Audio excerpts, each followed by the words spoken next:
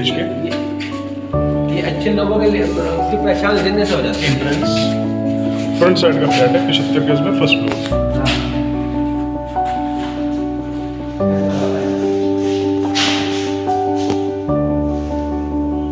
ये आपका पहला बेडरूम 10 बाई 11 साइज, और इसके साथ अटैच वॉशरूम, सीलन वगैरह नहीं है, साफ सुथरा, और नहाने का स्पेस है इसमें।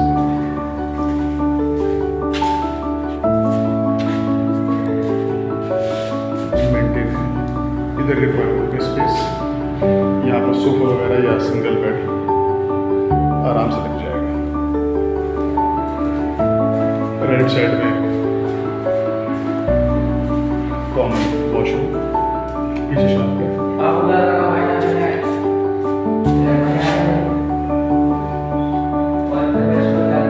और सामने ही आपका किचन। इधर फ्रिज का स्पेस स्पेशियस है,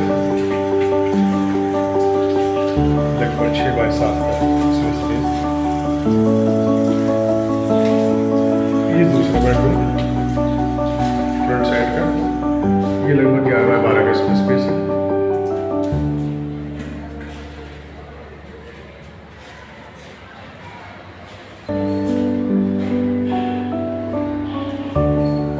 सामने एसी वगैरह सब लगा सकते हैं।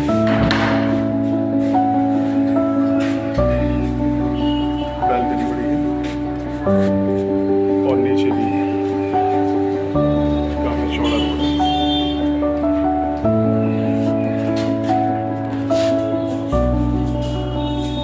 और